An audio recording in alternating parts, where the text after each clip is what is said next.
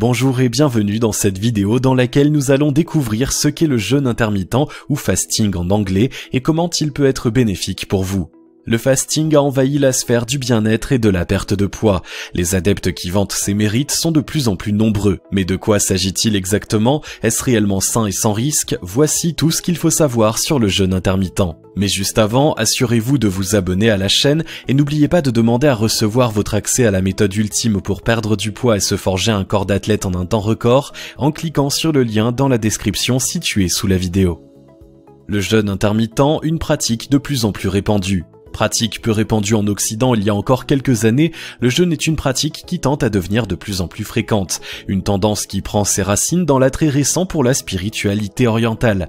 Il y est alors perçu comme un moyen de purifier son esprit et son corps en se détachant de nos instincts. Plusieurs études scientifiques s'intéressent aux éventuels bienfaits de l'interruption alimentaire. Les conclusions positives qui en ressortent font basculer le jeûne de pratiques religieuses à atout minceur. Il est conseillé par de nombreux spécialistes de la perte de poids qui vantent son efficacité. Le jeûne intermittent est une forme de jeûne qui rencontre un franc succès dans ce domaine car il a l'avantage de ne pas priver totalement de nourriture celui qui le pratique. Dans cette vidéo, nous allons nous intéresser à ses aspects pratiques ainsi qu'à ses bienfaits et aux précautions à prendre pour s'y adonner en toute sécurité. Qu'est-ce que le jeûne intermittent ? Comme nous venons de le voir, le jeûne intermittent est un type de jeûne qui a l'avantage de ne pas supprimer totalement l'alimentation. Le principe est simple, arrêtez de manger durant une plage horaire définie chaque jour, d'une durée comprise entre 12h et 16h. En dehors de cette fourchette, vous pouvez prendre 2 repas principaux et une collation.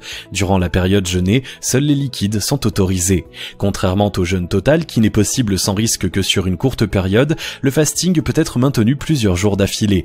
Bien plus qu'un simple régime, c'est même devenu pour certains un mode de vie à part entière. S'il est quelque peu en décalage avec nos habitudes culturelles, il est possible de l'intégrer harmonieusement dans une journée sans que votre vie sociale n'en pâtisse. Comment organiser son jeûne? Le plus important pour réussir le fasting est de rester sans manger entre 12h et 16h.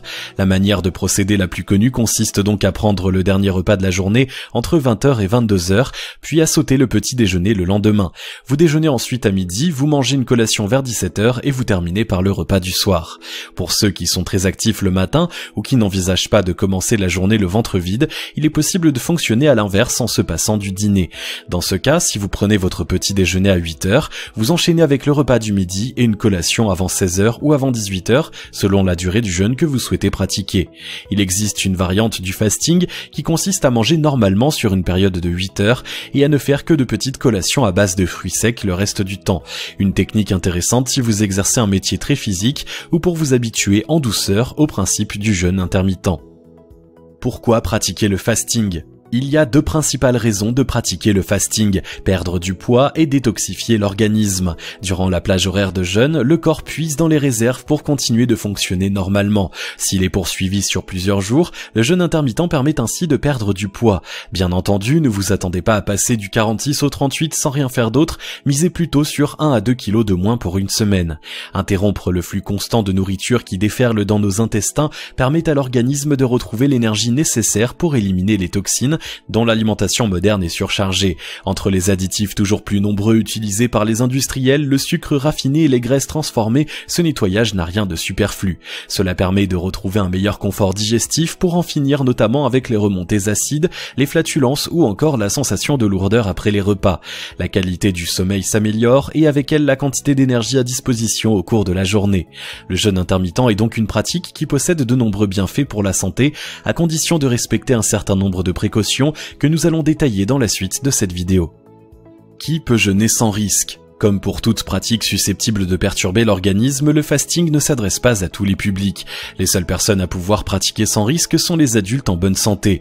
Même si vous n'avez pas de maladie connue, il est conseillé de faire un point avec votre médecin traitant avant d'entamer votre démarche. Ainsi, vous êtes certain de pouvoir vous lancer sans danger. Les enfants et les adolescents doivent absolument éviter de jeûner et de suivre toute pratique de restriction alimentaire quelle qu'elle soit. Les besoins nutritionnels sont particulièrement importants durant cette période de la vie. Le fasting pourrait entraîner un retard de croissance délétère. Les femmes enceintes et les personnes âgées doivent également s'abstenir pour éviter de stresser inutilement leur organisme. Dans ces 2 cas, il faut plutôt se soucier de manger suffisamment pour rester en bonne santé que de perdre du poids.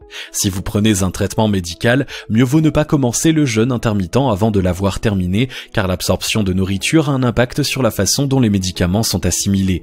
Les personnes souffrant de maladies chroniques, les diabétiques en particulier, n'ont pas non plus intérêt à s'y adonner. Enfin, si vous avez souffert de troubles du comportement alimentaire, les jeûnes sont à proscrire car ils pourraient être la source d'une rechute.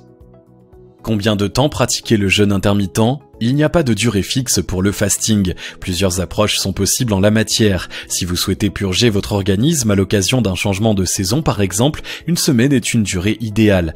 De même, si vous avez besoin de motivation pour reprendre en main votre silhouette et entamer une démarche de perte de poids, c'est plutôt la recherche du confort digestif qui vous motive, eh bien dans ce cas, la technique du 5-2 est une bonne solution.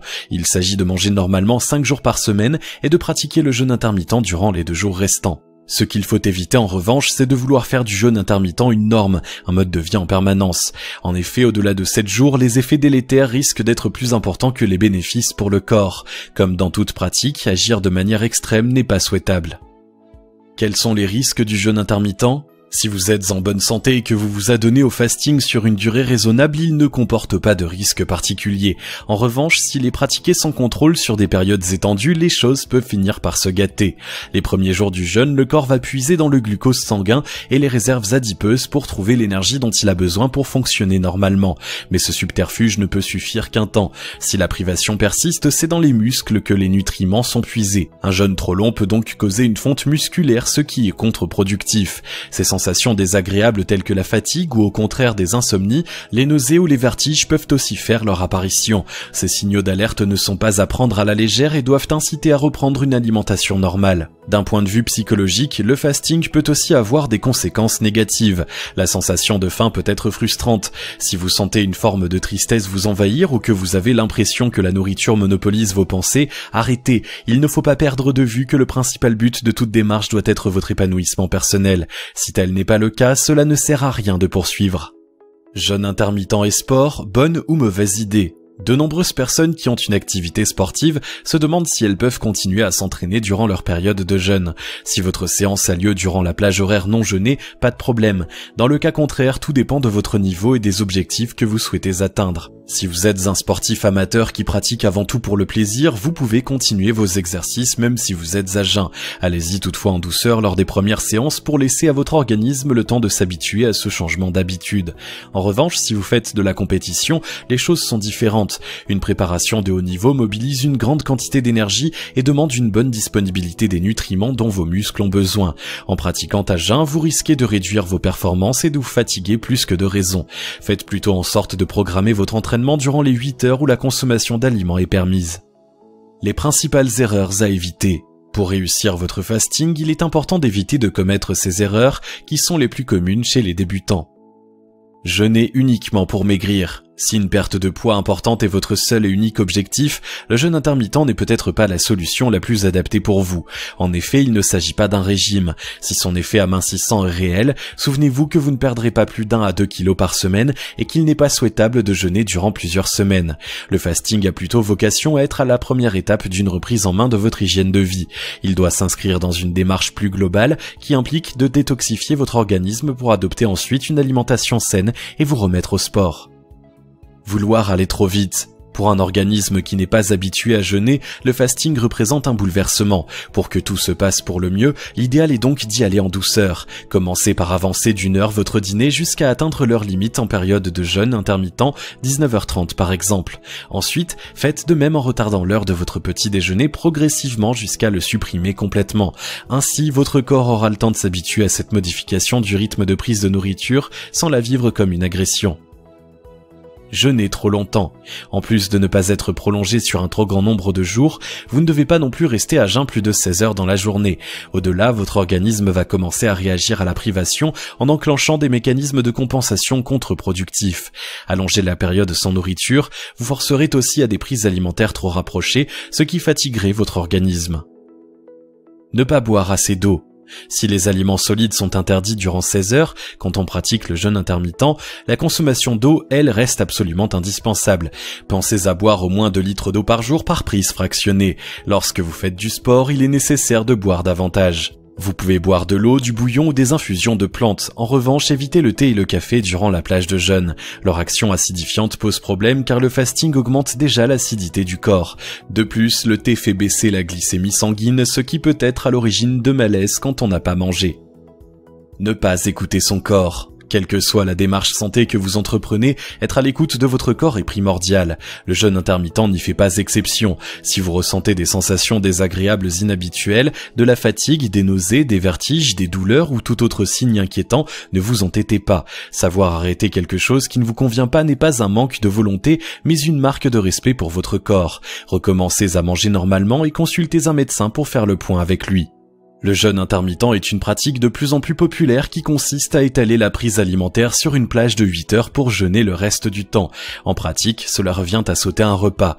S'il est pratiqué par un adulte en bonne santé sur une durée de quelques jours et en prenant les précautions d'usage, le fasting est sans risque et bénéfique pour la santé. Une occasion de détoxifier votre corps pour repartir du bon pied. Si vous avez aimé cette vidéo, merci de liker, partager, commenter et surtout vous abonner à la chaîne. Vous êtes également libre de recevoir notre vidéo bonus dans laquelle vous découvrirez la méthode révolutionnaire que les stars hollywoodiennes utilisent pour perdre du poids rapidement et se forger un corps d'athlète en un temps record en cliquant sur le lien situé dans la description en dessous de la vidéo et on se retrouve très vite pour une prochaine vidéo.